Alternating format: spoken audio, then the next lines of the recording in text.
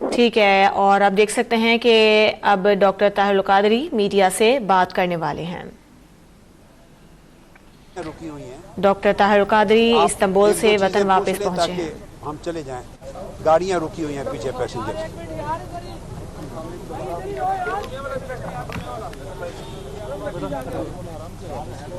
نہیں میں نے کوئی بات نہیں، جو پوچھ لیں تو کر لیں۔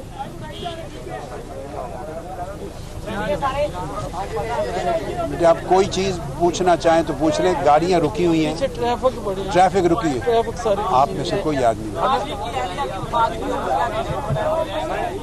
دیکھو جی، نواز شریف کی اہلیہ کی وفات پر انا للہ و انا الیہ راجعون، ان کے لیے بخشش اور مغفرت کی دعا کرتے ہیں اور پسماندگان کے لیے اظہار تعزیت کرتے ہیں۔ اور کوئی چیز نہیں۔ ڈاکٹر صاحب، حالیہ دنوں میں ہالینڈ کی طرف سے گستاخانہ حادثے اور قاتل بنانے کا مقابلے کا منظور ہوا، تو پاکستان کی گورنمنٹ نے بھرپور اسٹانس دیا اور یہ جو عمل تھا اس کو واپس لینا پڑا۔ پاکستان عوامی تحریک یا ڈاکٹر طاہر القادری آپ سربراہ ہیں، آپ کی جانب سے اس طرح کا ایک اسٹرانگ موقف سامنے نہیں آیا جس طرح کا آنا چاہیے تھا؟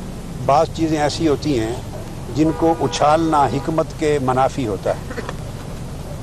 وہ جو انہوں نے ڈیسیژن واپس لیا اس میں بہت بڑا میجر رول تحریک منہاج القرآن کا ہے۔ ہماری تحریک نے جرمنی اور ہالینڈ میں بے شمار ایم پیز جو ممبرز آف پارلیمنٹ ہیں، جو میرے ساتھ خود کانفرنسز میں شریک بھی تھے اسٹیجز پر، ان سے میمورنڈم سائن کروایا، اور ایک بہت بڑا میمورنڈم سائن کروا کے پرائم منسٹر جو ہالینڈ کا ہے ان سے اپوائنٹمنٹ لی، اور ہماری ٹیم نے جا کے ملاقات کی۔ پرائم منسٹر ہالینڈ نے، ڈچ پرائم منسٹر نے اس پر کمیٹی بنائی اور یقین دہانی کرائی کہ کمیٹی جو سفارش کرے گی فیصلہ کریں گے۔ اس کمیٹی کی سفارش پر وہ فیصلہ واپس لیا گیا۔ ہمارا بہت بڑا رول ہے، اللہ کا شکر ادا کرتے ہیں، مگر بعض چیزیں ایسی ہوتی ہیں جن کو پریس میں اچھالنا حکمت کے خلاف ہوتا ہے۔ میرا آپ سے ایک سوال ہے کہ آپ بھی جو ایک تو یہ بتا دیں کہ شریف خاندان کے پاس آپ تعزیت کے لیے جائیں گے یا نہیں؟ نہیں بیٹے، تعزیت کر دی میں نے، پہلے بھی کر دی تھی۔ آگے یہ ہے کہ آپ موجودہ حکومت سے ماڈل ٹاؤن کے کیس کے حوالے سے کیا توقعات رکھتے ہیں؟ ہاں، یہ ایک امپورٹنٹ سوال ہے۔ عمران خان صاحب نے پورے 4 سال 2014 کے دھرنے سے لے کے آخری دن تک ہمیشہ ماڈل ٹاؤن کے شہداء اور ماڈل ٹاؤن کے سانحہ پر ہمارے ساتھ شانہ بشانہ آواز بلند کی ہے، اور مطالبہ کیا ہے کہ جو قتل کرنے والے پولیس افسران تھے انہیں اپنے عہدوں سے برطرف کیا جائے۔ 4 سال مطالبہ کرتے رہیں اور ان کو عہدوں سے برطرف کر کے جیل میں بھیجا جائے، تب جا کے انصاف کا راستہ کھلے گا۔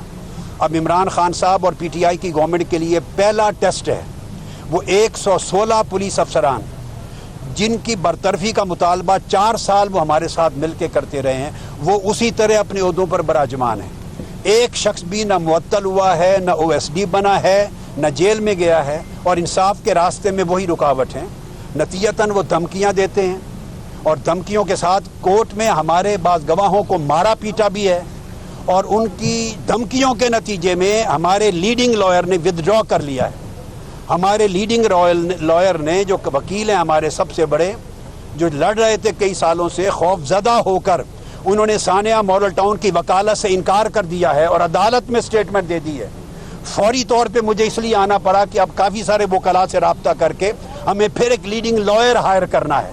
یعنی یہ عمران خان صاحب کی اور پی ٹی آئی کی حکومت میں یہ صورت جو ہو رہی ہے، میں مطالبہ کرتا ہوں، اور انہیں خود اس بات کا احساس ہونا چاہیے، ان پر ذمہ داری بنتی ہے کہ سب سے پہلا قدم سانحہ ماڈل ٹاؤن کے شہیدوں اور مظلوموں کو انصاف فراہم کرنے کے لیے 116 پولیس افسران کو معطل کریں، عہدوں سے برخاست کریں، جیلوں میں بھیجیں، تاکہ مظلوموں کے لیے انصاف کا راستہ ہموار ہو۔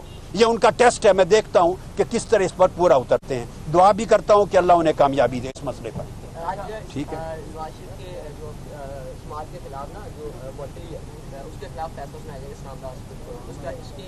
وہ تو میرے چاند جو فیصلہ آئے گا آپ بھی سن لیں گے، ہم بھی سن لیں گے۔ سزا کی معطلی کا کوئی جواز نہیں ہے کہ سزا معطل کی جائے۔ میرا اپنا خیال ہے کہ وہ بحال رہے گی اور اپنے انجام کو بھگتیں گے۔ جو 2 ماسٹر مائنڈ جن کو آپ گزشتہ 4 سال سے پوائنٹ آؤٹ کرتے آ رہے ہیں، جن میں ایک شہباز شریف اور رانا ثناء اللہ، وہ تو سر عام زندانات پہ پھر رہے ہیں۔ ان کے لیے بھی ہمارا مطالبہ ہے۔ ہائی کورٹ میں ہم نے اپیل کی تھی، آپ کو معلوم ہے، دلائل ہو چکے، اور 2-2.5 مہینے سے فیصلہ محفوظ ہے۔ اب وہ حکومت ہے اور وہ طبقہ برسر اقتدار ہے جنہوں نے ثانیہ ماڈل ٹاؤن کے لیے ہمارے ساتھ 4 سال مل کر مطالبہ کیا ہے۔ اب اس موقع پر بھی اگر شہباز شریف اور رانا ثناء اللہ جیل کی سلاخوں کے پیچھے نہیں جاتے اور ان کے ساتھ وہ سارے منصوبہ کرنے والے افسران جو 16 جون کی میٹنگ میں رانا ثناء اللہ صاحب کی زیر صدارت موجود تھے، وہ جیل کی سلاخ میں نہیں جاتے، اپنے عہدوں سے برطرف نہیں ہوتے، اس وقت تک ثانیہ ماڈل ٹاؤن کے انصاف کا راستہ کبھی کھل نہیں سکتا۔ ہمارا کام وکیل ہائر کرنا ہے، فیسیں دینا ہے، کروڑوں روپے خرچ کرنا ہے، گواہیاں پیش کرنی ہے، ہر روز سماعت جاری ہے، ہر روز سماعت جاری ہے، مگر انصاف تو قانون نے اور اداروں نے فراہم کرنا ہے نا۔ اس لیے موجودہ حکومت کی ذمہ داری بنتی ہے کہ وہ اپنے وعدے کی پاسداری کریں، اور میں امید کرتا ہوں انشاءاللہ کہ پاسداری کریں گے، یہ ان کی ذمہ داری ہے۔ صاحب نے تو ڈی پی او پاک پتن کا جو معاملہ ہوا اس پہ تو پروموٹر ایکشن لیا اور اس پر کافی حد تک آیا ہے، لیکن یہ ثانیہ ماڈل ٹاؤن کے اوپر چیف منسٹر صاحب کا کیا یہ بات بھی سوچنے والی ہے نا جی۔ ایک واقعہ ہوتا ہے کسی ڈی ایف او کا، تو وہ ڈی پی او کا ایک واقعہ ہوتا ہے، وہ او ایس ڈی بھی بنایا جاتا ہے، معافی بھی مانگنی پڑتی ہے، فوری سو موٹو ایکشن بھی ہوتا ہے، مواخذہ بھی ہوتا ہے۔ ادھر 14 لاشیں گر گئی ہیں، اس قوم کی بیٹیوں کو گھسیٹا گیا ہے اور شہید کیا گیا ہے، خون دریا کی طرح بہایا گیا ہے، اور 4 سال سے مظلوم دھکے کھا رہے ہیں، آواز بلند کر رہے ہیں، ادارے بھی موجود ہیں، اب حکومت بھی بن گئی، اب قاتلوں کی حکومت نہیں ہے، اب انصاف دلانے والوں کی حکومت ہے۔ میں پھر کہہ رہا ہوں کہ یہ ان کا ٹیسٹ ہے، امتحان ہے کہ وہ کتنا پورا اترتے ہیں انصاف کی فراہمی کے مظلوموں کے ساتھ۔ شکریہ، السلام علیکم۔ ڈاکٹر طاہر القادری استنبول سے وطن واپس پہنچ گئے ہیں، انہوں نے میڈیا سے بات کی ہے۔